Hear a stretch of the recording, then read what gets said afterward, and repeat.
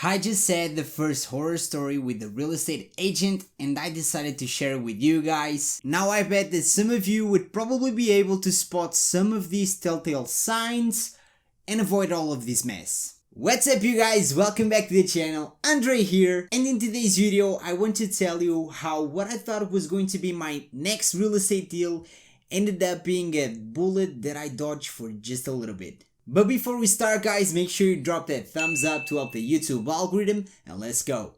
All of this started on my first visit to the building with one of my contractors. This is a ruin in the historical center of the city, and after viewing the property, me and my contractor decided, this is a full rebuild, it's probably going to need a project, so I'm going to offer 9,000 euros for the property. So I told the agents, hey, I'm gonna offer 9,000 euros for this. Now, according to her, she had already talked with the owner of the property and apparently my offer was way below the number that they were looking for. Now, the problem with this unit was not the full rebuild, but the location itself. Since it's in the historical center of the city, it actually needs a lot more bureaucracy to just be able to do something, and we need an architect to actually design the full project before we can submit that to the local entities. And guess what? Since this is a socialist country, by law, not only do you need an architect to design, you need around like 10 different engineers,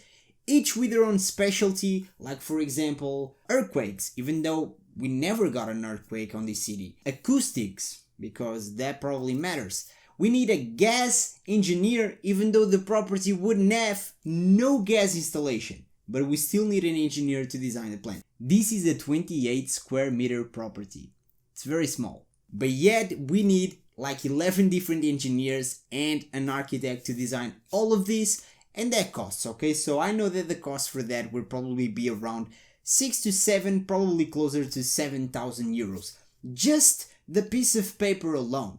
And that's not even the biggest problem, because since this is a socialist country, it would take at least bare minimum like 6 months to a possible approval of the project. The project can actually be denied. So yeah, it's a risk that I was taking on this property. Now the agent didn't just refuse my offer, she actually told me that I would probably not need an architect because according to her, both the front of the building and the structure that supports the roof was intact. Now, when I walked into the property, I noticed that everything was rotten. This is a wood-built house, which is not common, but since it's so old, I bet that the structure of the roof is also made out of wood, which means that it's probably in the same state of the rest of the house. It's probably rotten, but according to her, we would not need a project at all. Now I trusted her and I redid the math with my contractor and I decided to up my initial offer of 9,000 to 13,000 euros. Now 2 days later, the agent returned to me and said I talked with the owner and is not going to accept anything below 14,000. Now I have no idea why guys, but I felt that I was being catfished for some reason. I don't know what vibe she gave me, but I felt that something was off. However, I did told her, hey, I'm going to offer you 14,000, but I didn't sign the actual piece of paper of the offer. So she didn't have that 14,000 offer in writing. Now, I was not trying to scam her. I was trying to see if the story would actually match up. So for a week, I actually ignored her and I called the city hall over and over again. I called the Regional Center of Culture, which is another entity that has to approve the project for some reason, over and over again because none of these services work. That's what happens in socialism, nothing works. But I finally got to the architect of the city hall and he told me this. Either she's not a real estate agent or she's lying to you because that there's no way that you're going to build that without a project. We won't accept you. If you do build something without a project, we'll come there and we will destroy it. And right after that guys, a second thing happened. I got a call by another investor who was actually trying to buy the property before I made my offer. Now he told me that his initial offer was of 5 9,000 euros, which was actually the figure that I came up with, but I decided not to offer that because I felt that it was a very low amount and I decided to go with 9. And guess what? They refused this offer and told him, hey, can you please make it a 9,000 euro offer? That was my initial offer. Remember the one that she said that there was no way that the owner was going to accept it? Before I did that offer, she actually told another investor to offer that amount. Now the reason why she told me that was because she already had another 9,000 euro offer on the table, so mine was just another one. And she told me there's no way that the seller is going to accept that. I know because I talked with him. And guess what? As soon as I offered the 13, they called the other investor and they told him, hey, we have a way better offer on the table, so we're not going to make this deal with you. Now this is where they mess up, because even though they had a way better offer by lying, they had my offer, the 13,001, they decided to be greedy and they decided to tell me, hey, can you up the offer even more? But that gave me time, right? That gave me time. Guess what? Right after that call, I sent her an email and I told her everything. Hey, I know about all these offers. I know you lied and that the house actually needs a project. I talked with the city hall, which is something that it's not very easy to do. Okay, this is why she lied, because she thought that there was no way that I was going to be able to talk with the city hall, but I did. And do you know what she did? She freaking ignored my email. Now guys, I don't believe in God, but a third thing happened that is super crucial to this story. I got a message on WhatsApp from one of the contractors that gave me a quote for the building, and it just said the name of the owner and its phone number. Now guys, I would never try to go over this agent, but she ignored my email for 2 days, so I called the owner. And guess what? He never got my 2 offers, nor the other investor 2 offers. He never got those, even though she told me that she talked with him and he said that he would not accept anything below 14,000. He never heard any of this. So I was pissed, guys. I was pissed and I offered him 13,000 on the spot and told him, hey, you don't need to pay the commission. We can do this between ourselves.